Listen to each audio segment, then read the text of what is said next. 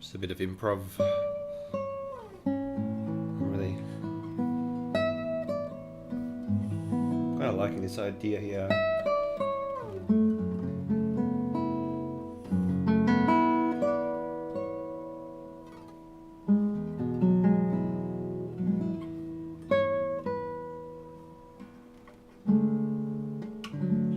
Just big leaps.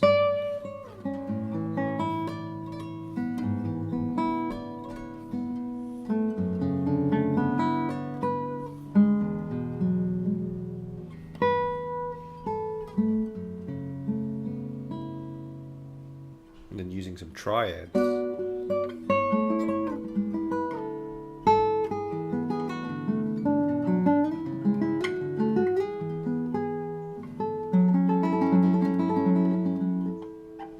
flattening.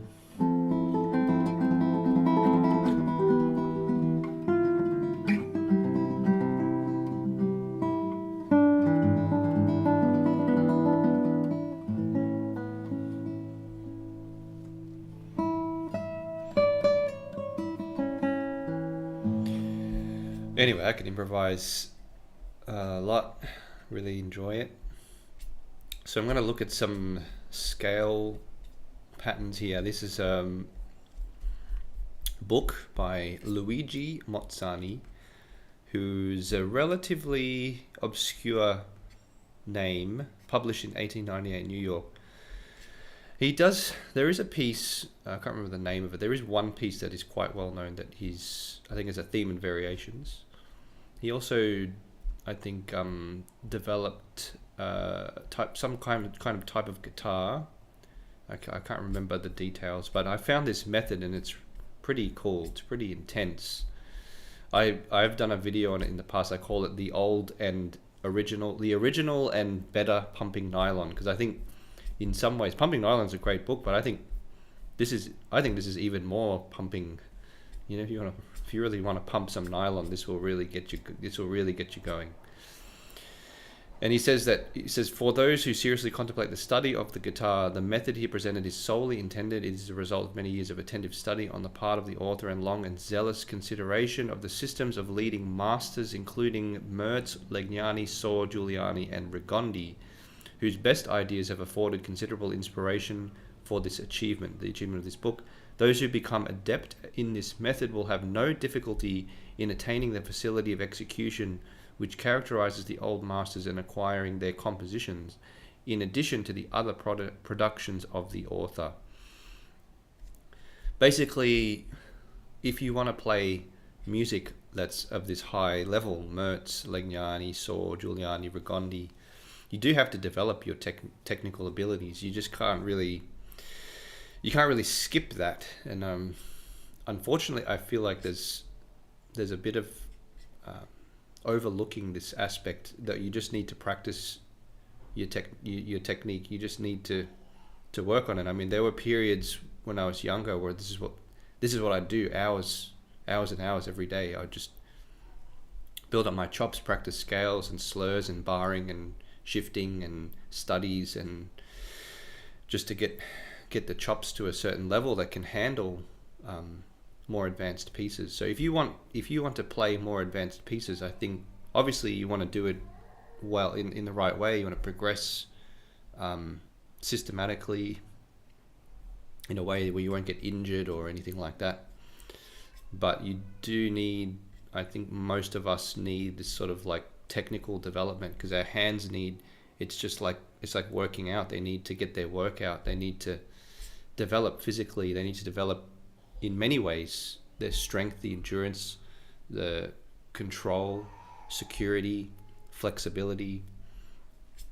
So exercises like these can help you with that very quickly, actually, relatively quick compared to just struggling to play difficult pieces. So that's what I've found from from teaching, is that some students will sometimes want to tackle some difficult pieces and they just don't have they haven't developed their technique enough yet. So that's partly what I'm doing these warm-ups for, just to kind of show you what it's really like for someone who's playing at a sort of, professional level. I mean, this is me. It's not, obviously, I'm not all guitarists, and I'm sure every guitarist will have their own unique ways of how they developed, but I'm sure if you interviewed, might be a good idea to do this, if you interviewed a lot of virtuoso, professional, touring, guitarists who play to a very high level, I'm sure you'll find that at some point they had this kind of period where they were practicing technical exercises quite a bit. And Segovia is he's one who has written down in writing, he's described, like he recommends guitarists practice scales 2 hours a day. And I used to take that quite literally. In the preface to his scales book, I used to try and do that, and I did find it, while it might be a little bit of a like generalization, or there's a oversimplification, just practice scales 2 hours a day. But I think there's something to it. I think you can develop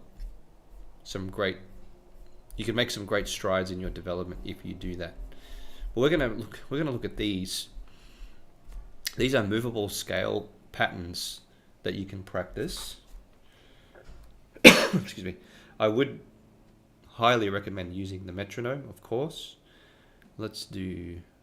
I've got a little bit more time today. Right now, let's do 40 minutes. It'll take us to 1 p.m. 40 minutes here. We're going to do some of these movable scale exercises, then some of the chord exercises here. Maybe we'll do some movable sevenths as well. We can go through those really quick, and then finish with arpeggios. Okay, so I've got the timer on, it's 40 minutes, and we're gonna get the metronome on. So what we do with these exercises here is, as he says, you play them and you shift them up to the 9th position, if possible more, and return. Okay, it's pretty epic. It's pretty epic.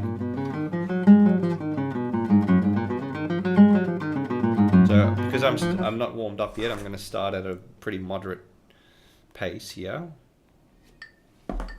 90 beats per minute.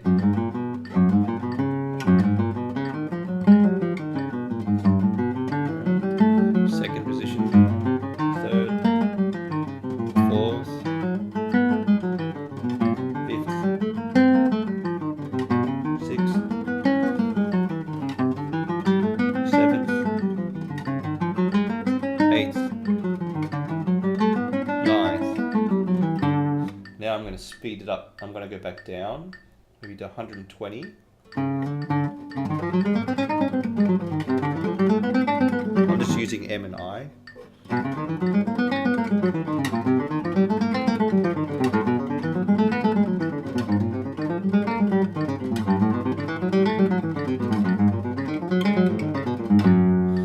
Okay, so really quick way to warm up. You want to make sure you're really loose, especially in the left hand and the forearm, and not plucking with too much energy,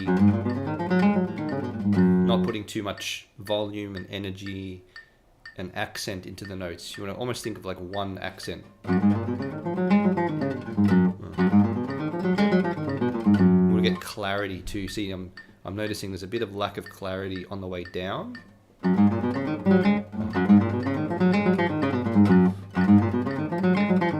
Yeah, still. Might do the same one but with a different fingering, I and A.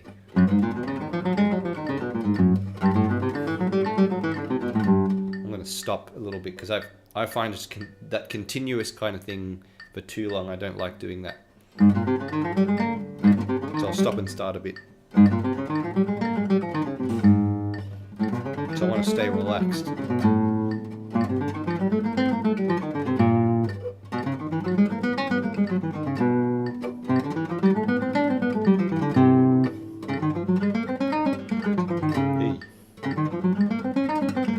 I can really feel that I'm still very much in the warm-up stages, you know.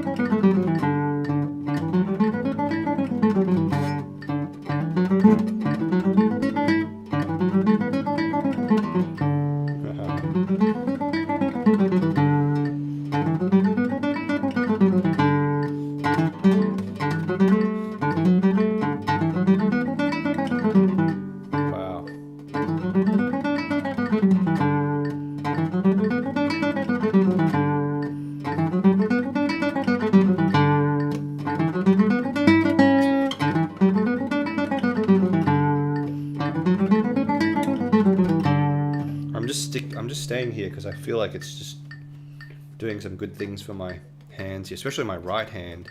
I'm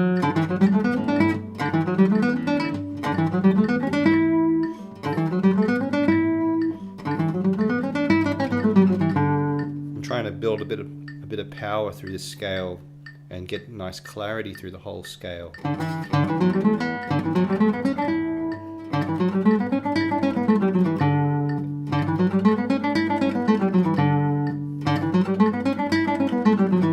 That's sounding a bit better. I don't know if you can tell that it's starting to open up a bit and a bit more clarity and power.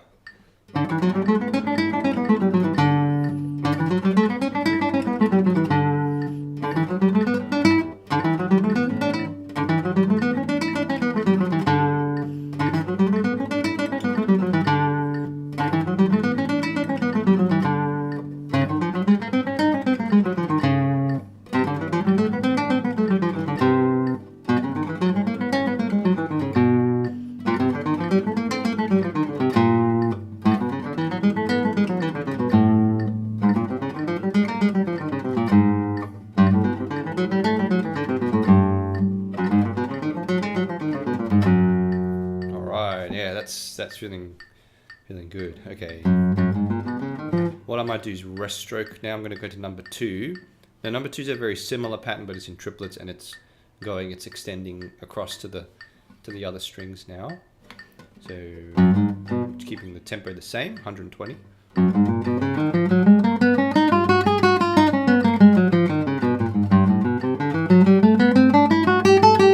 I and M, rest stroke.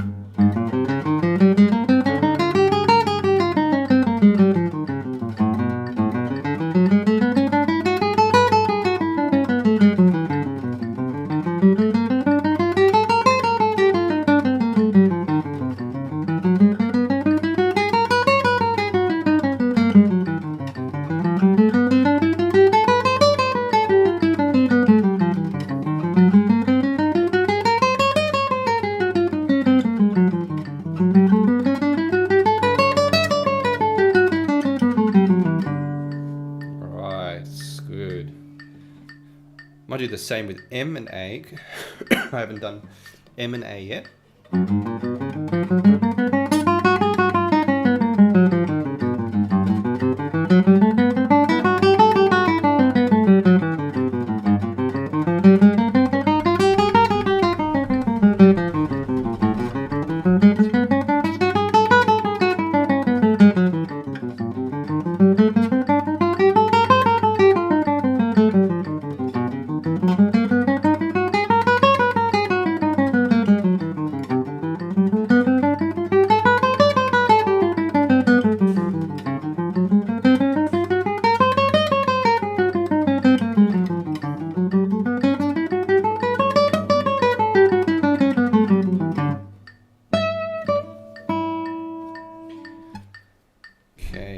Yes, this is feeling great. I mean, it's only, what have we done here? My time is not showing.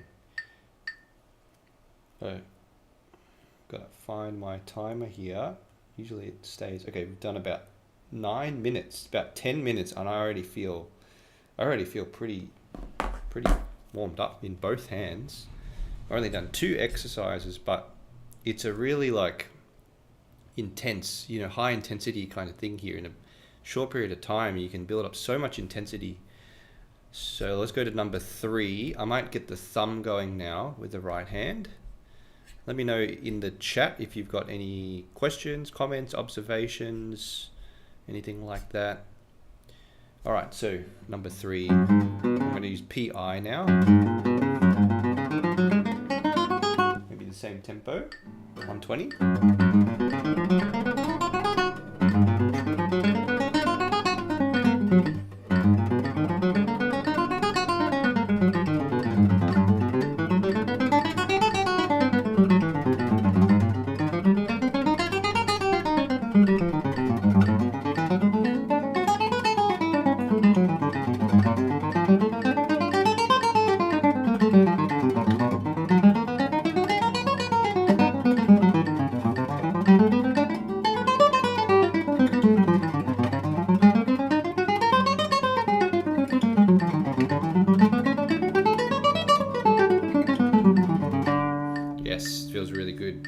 noticed there's a few glitches in some of those scales. I was aware of that. One of the things that this requires, as well as great physical intensity, is mental concentration, mental intensity as well. Like, you got to really focus to continue that sort of pace, and with the thumb and index finger, it really requires a lot of focus, and it's a really good skill to develop. When we play pieces, when we perform, when we play pieces, when we memorize pieces, that having that kind of mental concentration is really important. All right, I'm going to do the same scale but with PM.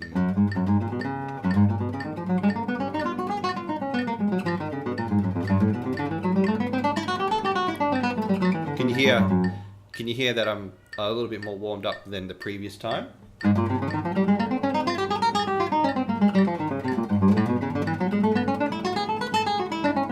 It just feels a bit easier than the last time.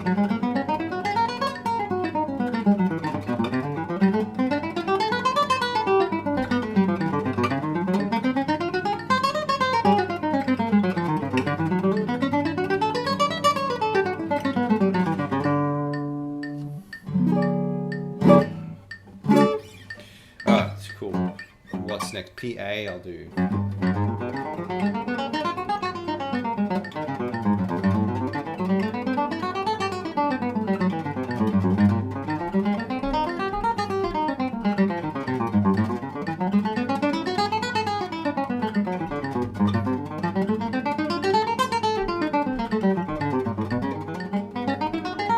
I'll stop there. I can feel the thumb starting to get a bit tired there.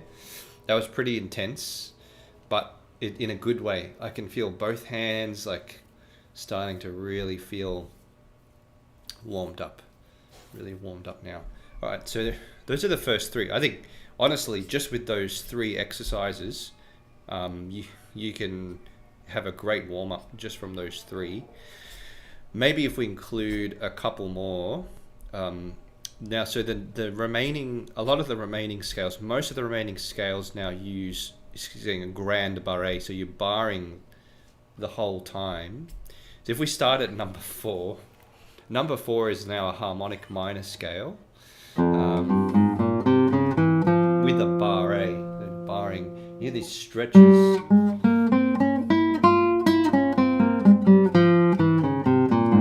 Like that. So I'm going to try that. We also get a nice burst rhythm.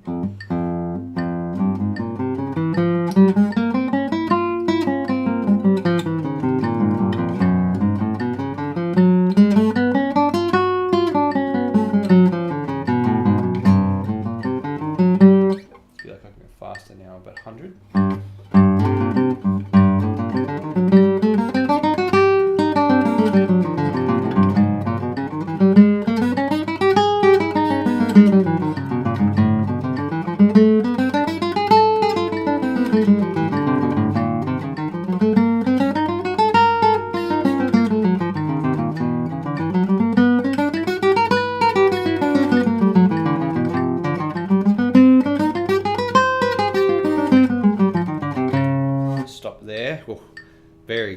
Very good exercise, very challenging. The next one is a melodic minor scale, so I'll probably slow this one down. So there's even more stretching on the way up because we've got those sharpened notes, raised 6th and 7th notes, and on the way down they flatten.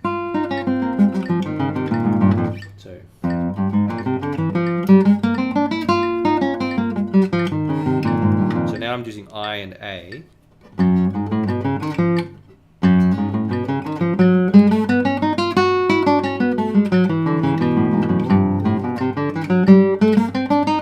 Oops.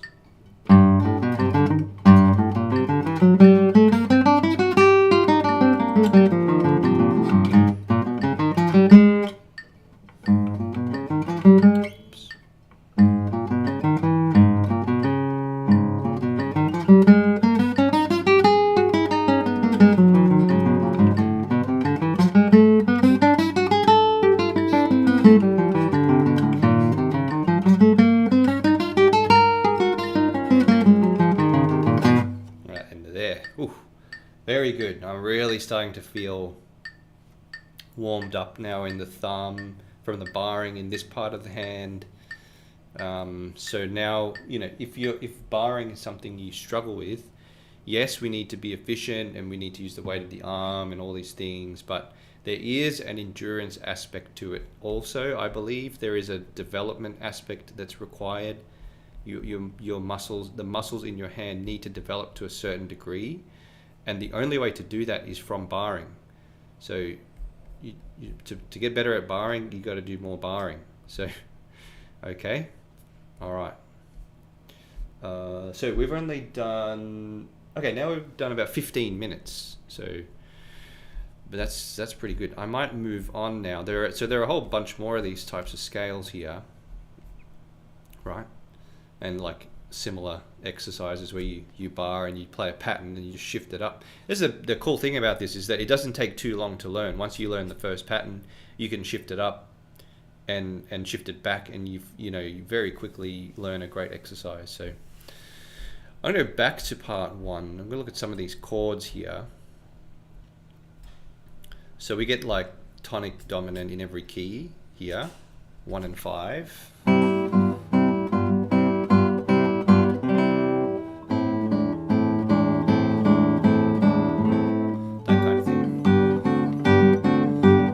Very good for training your what I call snap movement. I think I talked about this yesterday. Snap movement, so changing from one chord shape to another, or moving your fingers in a way where they move together very, very quickly. Basically, yeah, they move together and they move quickly. So they snap into the next.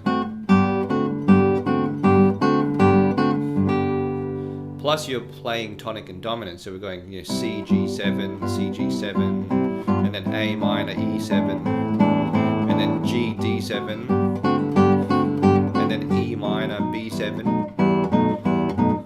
D major, A7, and so on.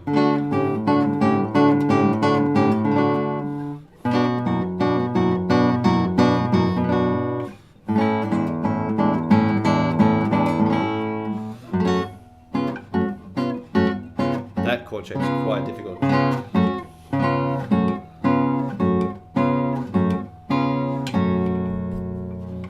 Try and set a regular pace. The metronome here.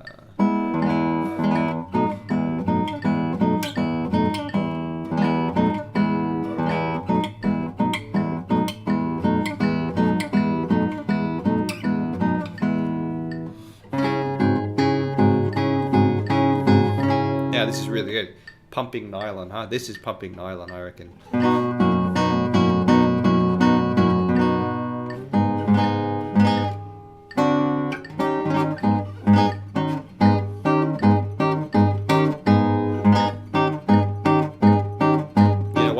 Give this book to Scott Tennant, the author of Pumping Nylon, and see what he reckons.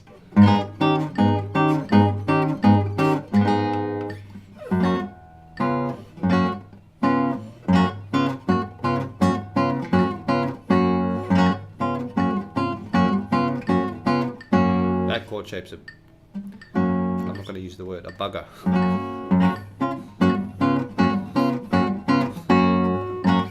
That's F sharp major and C sharp 7.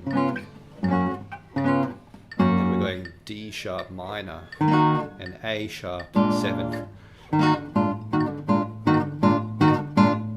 up to that one. Now this one is D flat major and A7, A flat 7.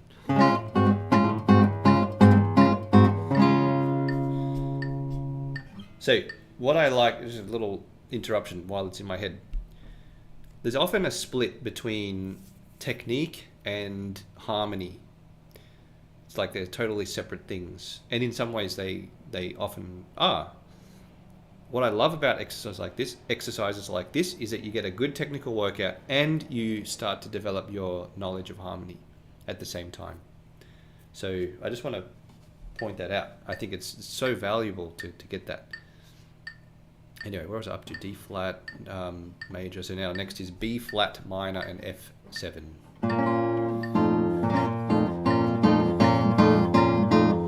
A flat major and E flat 7. Look at that shape again.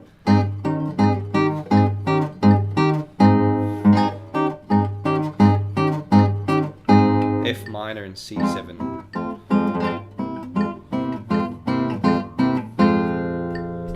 E flat major and B flat 7.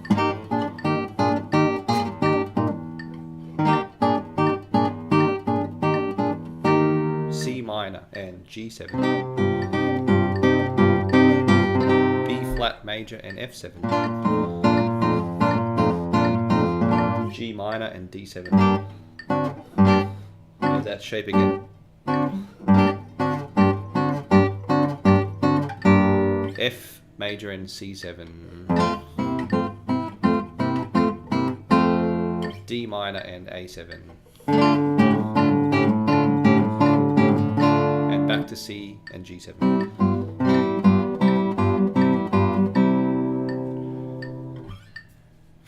Good one. Good workout. Very good workout. Oh, I've got a question from Jason. How long do I practice a day? Well, good question. These days, I do not practice a lot. And when I say practice, that means like what I'm doing now. Like, instrument is in my hand and I'm practicing. I have the guitar in my hand probably about 6 to 8 hours a day, but I'm not always practicing. I'm often teaching, or I'm doing a masterclass or a workshop or something like that. So this kind of practice now, I'm doing about what you see on YouTube. So 30 minutes a day, 45 minutes a day,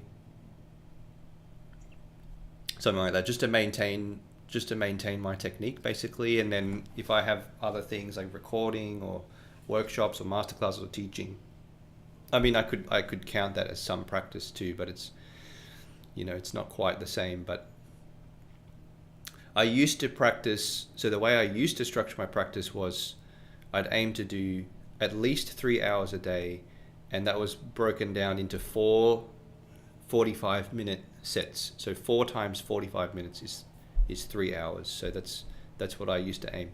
My aim now is if I can get 1 or 2, so about like 45 minutes to an hour and a half of practice, then I'm happy with that. For these days I've got 3 kids, I've got business to run, I've got teaching, workshops, recording, performances, things like that. So yeah, I'm curious to know how long you practice for, and can I encourage you to try and practice more, especially if you haven't been through that phase before. I think, we all need, if you want to be a serious player, I think you need to have some like a phase in your life where you practice pretty intensely. Yeah. So 2 to 3 hours a day as a beginner, I don't think it's too much. I think it depends what you're doing. It depends how effective you are at your practice. I would encourage you, if you're a beginner, I'd encourage you to be balanced with your practice. So you want to do technical work, you want to do sight reading, you want to do pieces and repertoire, things like that. So try and be balanced with your practice every day. If you got 2 or 3 hours a day, it's pretty good. So you might do, if you did that 4 sets of 45 minutes, like I said earlier, that's 3 hours, and just try to keep a bit of a routine going, so there's consistency in your practice from day to day, which helps your progress to exponentially grow. It grows like, it's not like very, very slow. You can get exponential progress if you can stick to a consistent practice routine. And I have a practice on the Creative Classical Guitarist. If you want to come join us, we have a practice journal there. Maybe I can show that to you now on the screen here. Practice journal. We've got routines, practice journals, we've got a practice room, we've got master classes, we've got workshops on theory and composing, open mics, we have concerts. It really is a full-blown, academy or a school. So let's go through this since you asked the question. I like to answer questions. Practice journal, here we go. So this is the practice journal. So I talk about that system that I just described, 4 times 45 minutes, but more in depth, like turning off distraction, set your timer, and a bit of a framework you can follow. 15 minutes of a warm-up, 15 minutes of technical warm-up, 30 minutes on pieces. You can try that. Reward yourself with a break in between practices. So this is what you can aim to do. Aim to practice at least twice a day. So that's 1.5 hours. And then some methods for manufacturing motivation. So make your practice space easy and comfortable. Be patient. That's a really important one. Think in terms of months and years, not in terms of days and weeks. You're not going to make great progress in days and weeks. You will make great progress in months and years though. Okay, so please try and be patient. Think about the long term, think in long term windows of time, not short. Study and listen each day. Listen to music. Study the music you're playing. Very important. Even if you're a beginner, study the music you're playing. Do you know the chords? Do you know the notes? Do you know the form and the structure? All those good things. Enjoy practicing. Every time you feel a negative thought, replace it with a positive thought. Make sure you're enjoying what you do. I don't ever not enjoy practicing. I always enjoy practicing. Give your practice a goal, even if it's an illusion. So you could create a mock program, stick it on your fridge. Increase your self-awareness. Use mirrors. Dancers they dance when they practice their dancing. They have a studio like that. They can observe what they're doing. I'm observing what I'm doing now through the video camera. So you can use a video camera, or you can use a mirror. You can use visual mirrors like that. So you could even just use a tablet, iPad, or whatever mirror like that. You can use video. You can use oral mirrors. It's so easy these days to record yourself playing. Just record yourself on your phone, just even if it's an audio recording. If you do these things and you're a beginner, you can make absolutely exponential progress. Because a lot of basically we have to be our own teacher. We have lessons. If you get lessons, you're only having a lesson like once a week for 30 minutes or 1 hour. Some people have lessons every 2 weeks for 1 hour. It's tiny. It's a minuscule amount of time. Ideally, we should be coached all the time. Whenever we have our instrument, we should be coached. So you're going to be coaching yourself, and these are ways that you can do that. The score is your journal. So every thought you have about the music, any improvements you want to make, any decisions you want to make about the fingerings or your interpretation, the dynamics, the speed, the tempo, anything like that, write it in your score. This is an example of one score. I could show you. Every student that I teach, I take note. Every time I suggest something, I make a note of it in the score. So their scores are sometimes chock full of notes. Notes as in, written notes. Set limits. Try to limit what you practice until the pieces become second nature for you to play. I will often create a package of pieces. I call it a routine. I'll create a routine for a student. And I encourage everyone to create their own routine if they don't do that already.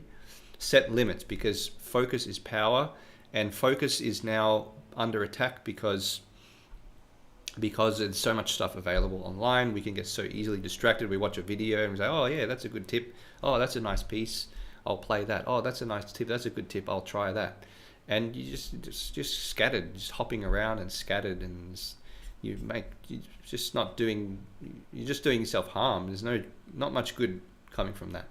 You need consistency and focus in order to make progress. That's when you can play. That's when you can learn pieces and play them to a really high standard. And I've seen that change in people when they focus for a while, a few months on the same set of pieces, and then it's like night and day transformation. Their timing's good, their tone's good, they've memorized it. They're beautiful. There's a sense of beauty and nice interpretation, understanding of the music. You need time and you need focus in order to do that. So you can just print out a mock recital for yourself. That can help you set a limit. If I said to you, hey, you're gonna play for 20 people in 2 months time, and here's your program. You got 2 months. You're gonna play in front of 20 people. Your sense of focus will change. I've seen it in students before. I've seen it in myself. So here are some recommended ways you can structure your practice as well. Here you can structure your creative work as well. Improvise. Sorry, it's not rotated. Maybe I should rotate it, huh? Improvise, some ear training or sight reading, arrange, compose. Here's a routine that you can write down. I strongly suggest you actually write. Don't just keep it in your head. Write down your routine and follow it, and just, if you want to tick it off after every time you practice. Select in CCG, we have a practice room, and I suggest that members record one thing each month. So if they're working on like scales in January, which they should be, because that's the set technical exercise, record a scale, and record it multiple times over the month.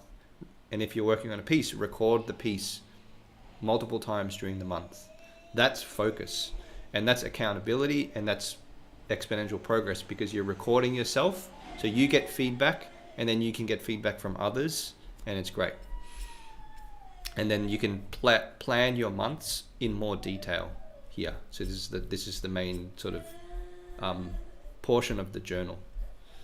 Okay, so that's the practice journal. That's just a short, tangent there. But I love questions. Any questions, please let me know. Do we have any more questions? Oh, okay. All right, so you're taking Brandon Acker's course. I've heard about that. Okay, awesome. You'll be getting one-on-one. Yeah, well, if you're serious, at least weekly lessons. But yeah, that's as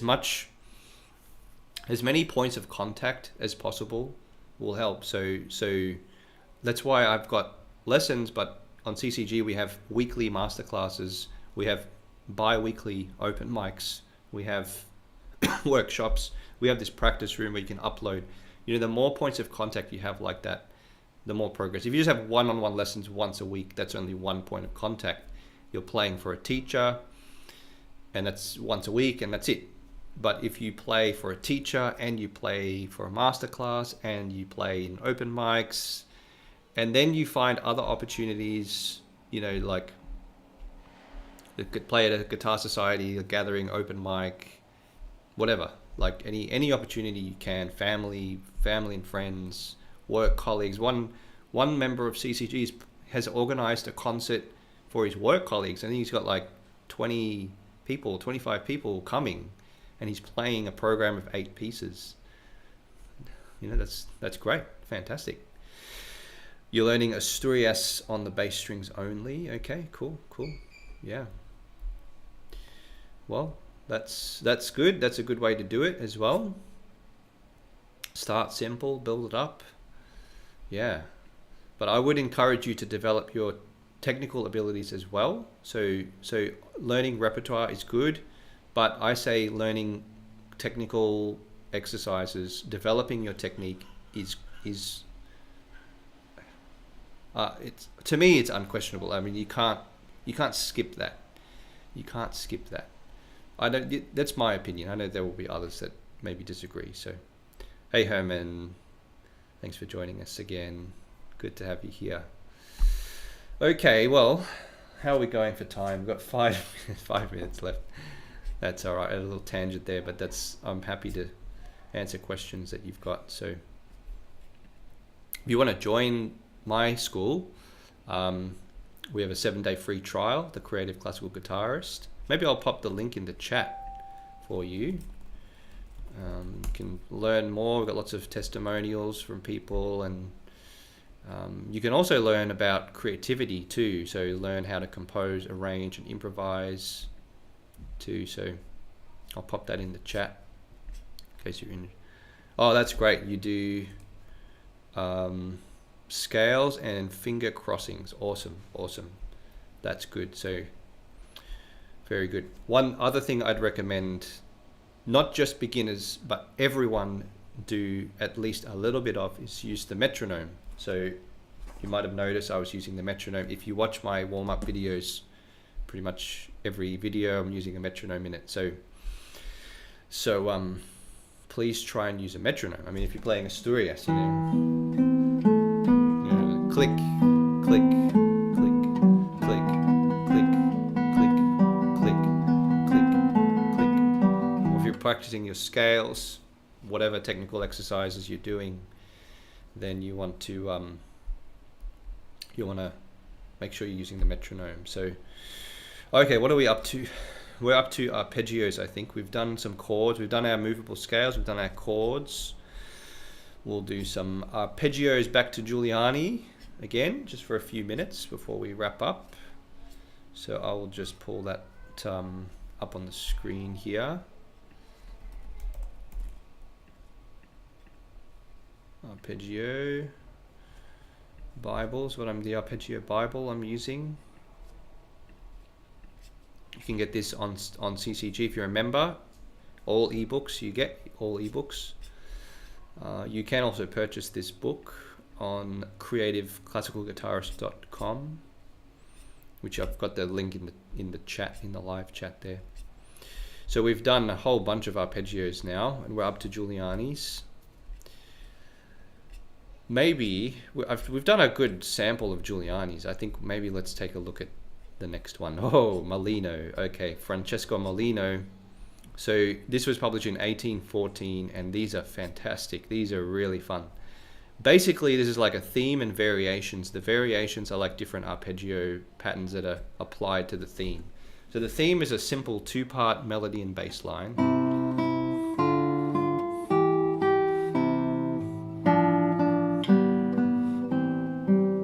Oops, I got the rhythm wrong there.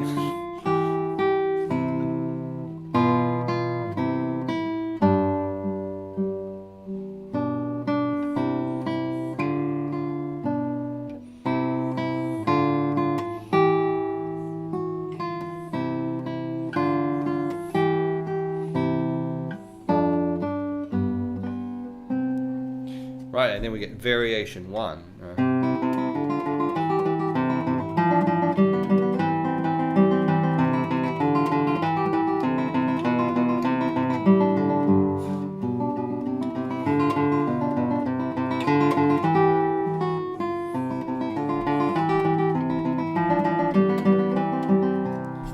And then we get how many variations? I think it's something like 32, oh, more than that, 40, 36, 36. So it's the 36th one.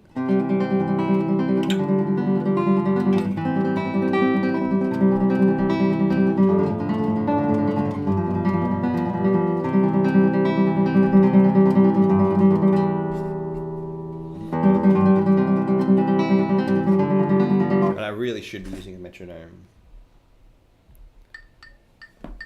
It's 154. That's at the 8th note level, so I'll half that to 70. What's that?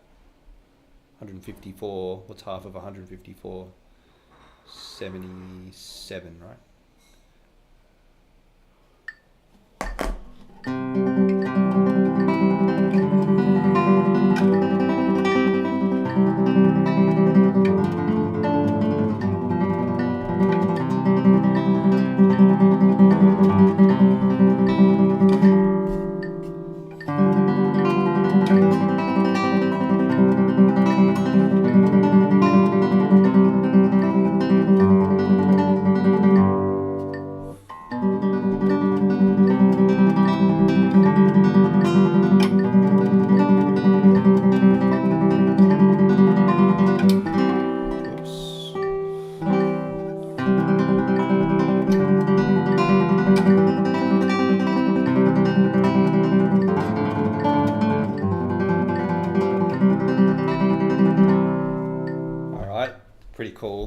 So that's like a sort of variation. If I just kind of go scroll randomly through here, we get ones like,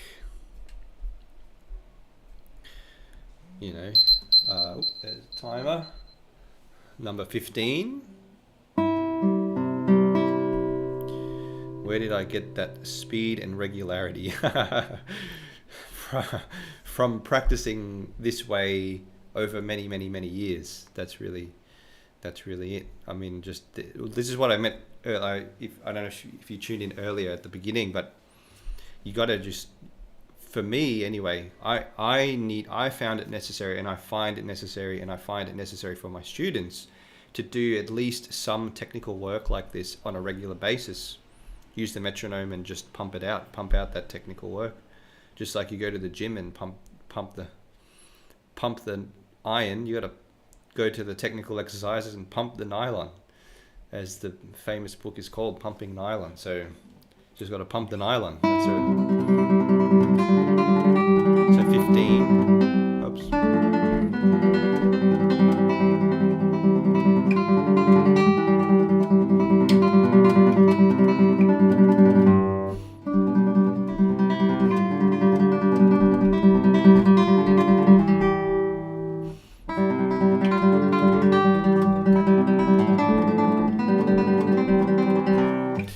You know, you asked a question about speed, so I'm gonna answer you. I'm gonna go a bit over time here.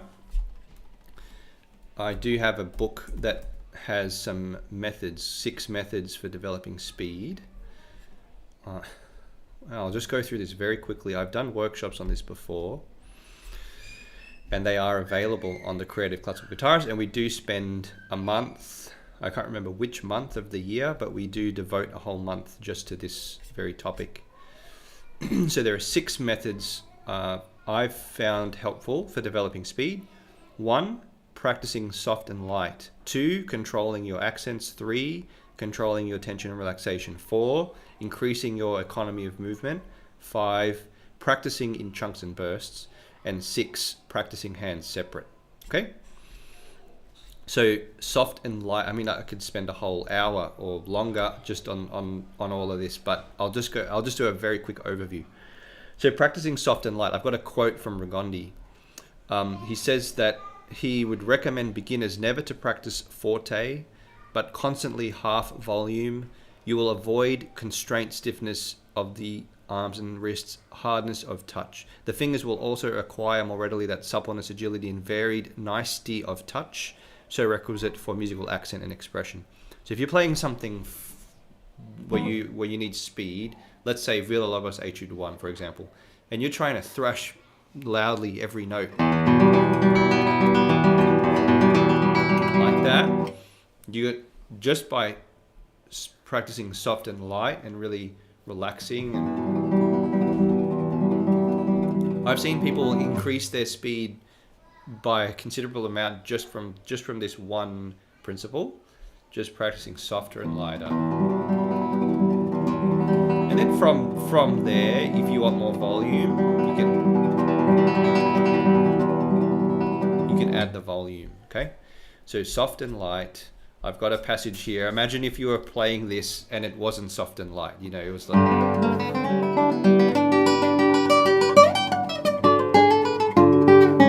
everything's heavy and loud, right? You're gonna get tired very quickly. It's not, you know. But if you do it soft and light, and this is by Rigondi, by the way.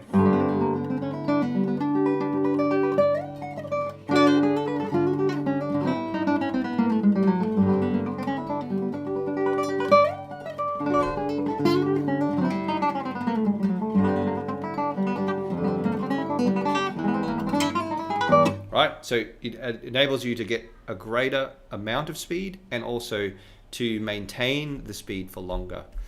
So then accent. So in a similar way, we want to reduce the number of accents. Like we want to reduce our volume and energy. When we're playing fast, we want to reduce the number of accents.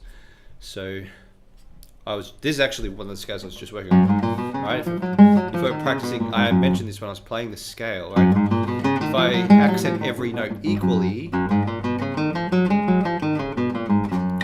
it's going to be very difficult. But if I accent just one, or maybe two, one, two, one, one, two, one, one, two, one, two, one, two, right? As opposed to trying to accent every note. That limits my speed tremendously. So here's another example, like Villa-Lobos Etude 7. Right, but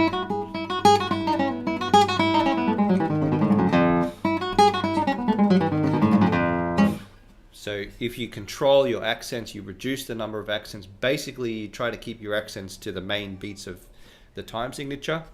So in 4/4 time, 1 and 3, 1 is the strongest, 3 is the second strongest, 2 and 4 are weaker. Everything in between are very weak. So basically like that. Tension and relaxation, basically try to find any opportunity for adding relaxation into your movements. I can't really go into much more detail than that. Economy of movement, this is a huge one. Economy of movement. Avoid unnecessary movements. Are you making unnecessary movements? Movements that there's no reason to make them.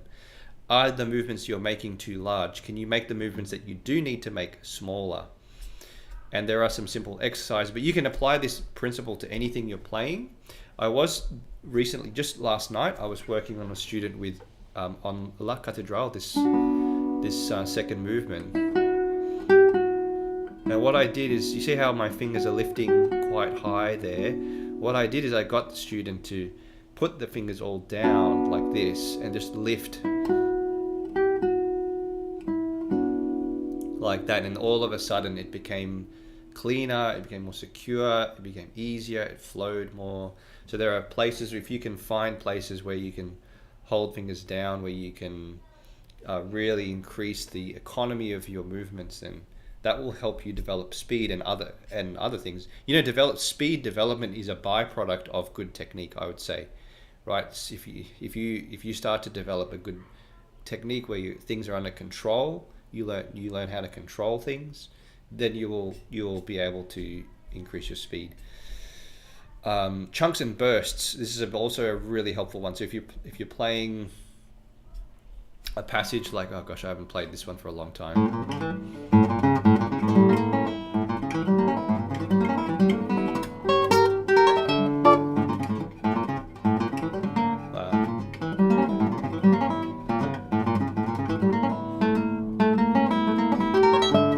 Right, so what I'm trying to do now is I'm trying to play the whole passage, but what you can do instead is break it down into smaller chunks. So I'm going to break it down into 2 chunks. I'm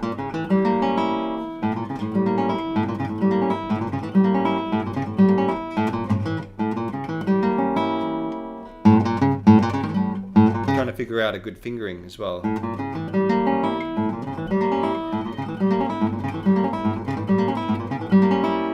So there's one chunk. I think, you know, that's pretty, you know, I'm pretty happy with that. And then I'll do the second chunk by itself. And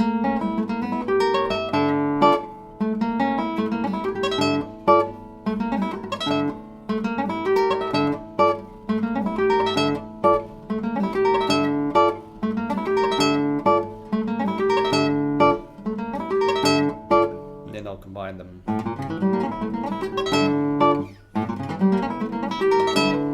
Right, so in a pretty short amount of time, I was able to, I think, make some improvements with that. I'm just going through this quickly.